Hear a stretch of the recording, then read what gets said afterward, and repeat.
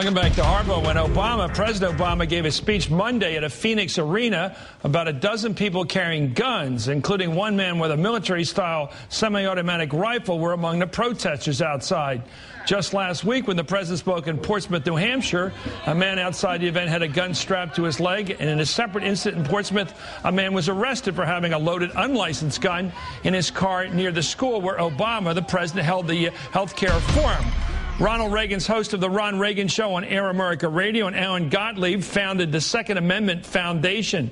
Mr. Gottlieb, why would a person bring a gun to a presidential event? Well, I think the only legitimate reason to bring a gun would be for self-defense, and in which case it would be a lot better to carry it concealed with a license to do so than open carry the way they were doing it. I think, quite honestly, politically it's not a very astute decision to make. While it's maybe legal, I think it doesn't help the pro-gun rights cause when you see people do that. What do you think is their motivation? I really think, Chris, that their motivation was that they know that President Obama is very anti-gun rights, and they were basically in-your-face kind of thing, saying, it's my right and I can do it. But I don't think it really sells well, and I don't think it gets much converts to our cause. You really believe that? Yeah. You're not just BSing me here right now. You really believe this is about gun rights and his position on gun rights, even though we've had Democratic presidents for years who take basically the same position he's taken on gun rights. And nobody's shown up at events carrying guns, ever. Well, I don't think they've been quite as firm. There's no doubt that Obama is the most anti-gun rights president we've had in the history of the United States, based on his past performance, his actions, his voting record, and statements that he's made. And okay, I'm going to go. I don't agree with you, but you're right. I think there's a more deep-seated reason here. I think it has to do with people's sort of real ideologies involved here. Let me go to Ron Reagan. Ron, it seems to me the problem we've had with presidents is that people who've come to events with guns have used them. I'm just going through a history here.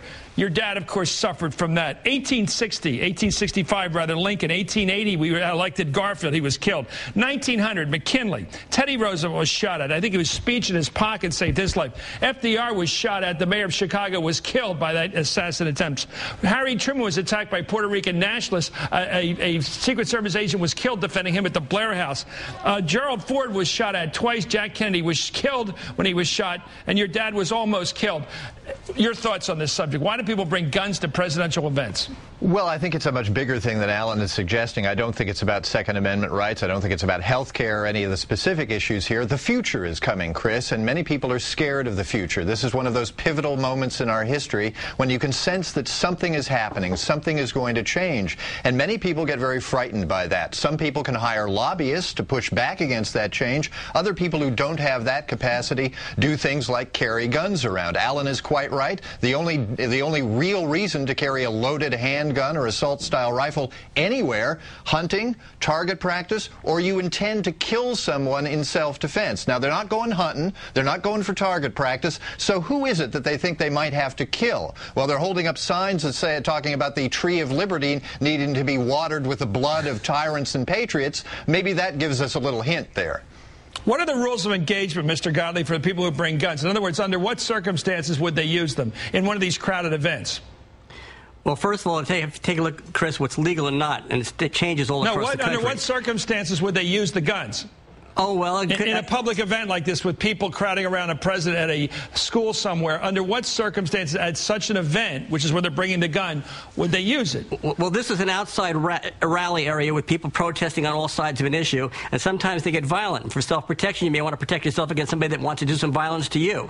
Are you talking? Why. I wish I had you under sodium pentothal, sir. Do you honestly believe that somebody brings these guns because they think somebody else in the crowd's going to kill them? Chris, I'm saying that's the legitimate reason to do so. No, but is that the motive here? Chris, wait. No, I don't think that was the motive here, and I said that up front. I think that people were making a political statement. I don't think it was the right place or time to do so. If they're making a political statement, the guns don't have to be loaded, Alan. They could simply be empty on the strung on their back. But these are loaded handguns and assault-style rifles. There's no reason for that unless you're intending to use them.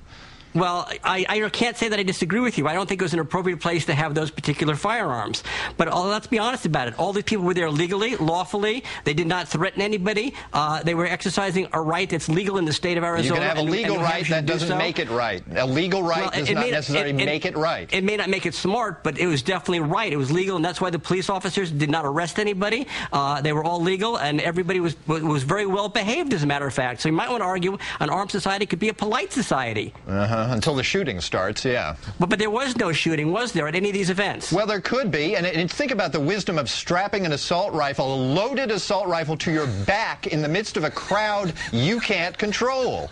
It's a little silly, isn't it? Somebody could grab that gun and do God knows what with it. It's really foolishness. I think I agree with you. I think it's foolishness. Well, I wouldn't do that. But at a rally like that, I might want to have my handgun, that I'm licensed to carry concealed on my person, and no one would even know it's there. And it would be for my self-protection, but I wouldn't be flaunting it. And quite frankly, it'd be safer for me because the element of surprise would not be on my side. Let me ask you, sir, if you were at the book depository in Dallas in 1963, and you happened to walk through one of the book depository rooms upstairs, and you saw a man with a rifle, what would you do? Well, in that particular case, I would have had my handgun with me, and I don't think we'd have a dead president. I think we'd have a dead assassin. How would you have known that person intended to use that rifle against the president? Well, I think it'd be kind of foolish. Because you say you have a right to carry these guns around with you. Chris, come on. If you see a guy pointing a rifle out a window at somebody, you know he's there for no good. No, I'm saying 5 seconds before the pointing. I'm saying just having the gun in proximity to a presidential event. Well, you have no problem with that. there was no reason for that person to have that gun in the book depository by standing by the window. So it's pretty obvious he was there for no good. And that's why sometimes people with firearms can help protect people. Okay, you're help protect presidents as well. Yeah. Now you're really getting loony. Let me ask you this. If you're a Secret Service agent, if you're a Secret Service agent and you're watching a crowd and you're watching the people with guns that are loaded, as Ron points out, do you have to have a special agent in each case watching each guy with a gun? Because it seems like that person would require special attention. What do you think? Well, Chris, this person wasn't anywhere near. If you were a Secret Service agent, he wasn't anywhere near where the president was. And my guess is there were no Secret Service people there. It was only local police doing crowd control because it was nowhere near where the president was. Let's be honest about it. Well, let me ask you about this. If you were a Secret Service agent and you saw someone in the perimeter of one of the presidential events, would you keep your eye on the guy with the gun? Of course I would. Why? I mean, I'd be stupid not well, to. How many agents are we going to have then? For every guy carrying a gun, we need an agent. Well, no, you don't. And quite frankly, when you're having it out in public like that and everybody can see it, the odds are you're not going to do anything. It's when you can't see it that you maybe have to worry, right? If people with loaded weapons are in the proximity, like Alan, speaking as somebody who has a little more experience than you do with the Secret Service, if you've got somebody with a loaded weapon at an event that the president is at or any other politician, you're going to have security personnel watching them. They're going to be watching them when they should be watching something else. Wait, again, you're right, but this wasn't an event where the president was at. He was not out in the street where these people were. Okay, well, let me tell you, last week we have an event where now about a dozen people carrying guns showed up in Phoenix with the president. A dozen people, sir. Well, that's a lot of people for Secret Service agents to keep an eye on. So let's just kill it right now. You say they brought the guns for simple reasons, for display purposes only, right? They didn't really bring them for self-protection. They brought them for display, like burning a flag. It was a symbol. Okay, that's what it Number two, but you see no reason otherwise to bring them. You don't really believe they brought them for self-protection then? No, I think they were making a political statement. I don't think it was the right venue to do it. Okay, well, thank you. Political statement, they don't have to be loaded.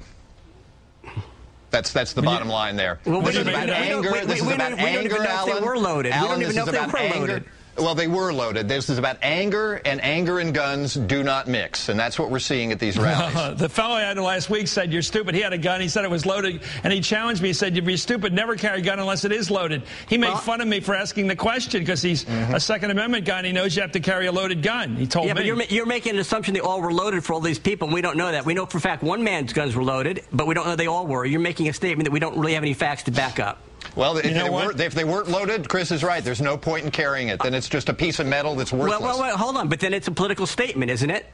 Is it? Is it a political statement, or is it something else, Alan? Well, Ron, you just said it's to be a political statement. You don't have to have it loaded. That's true. That's true. But they did have them loaded, didn't they? At least one did have it loaded, right? The Second Amendment's clear, gentlemen. The Second Amendment, as interpreted by this Supreme Court, is you have an individual right to bear arms. My question is this: you have a right to jump around on a pogo stick. You don't go to church on a pogo stick. There's a right place and a right time. We agree on that, all three of us. Thank you, Ron Reagan. Chris. You bet, Thank you, Alan.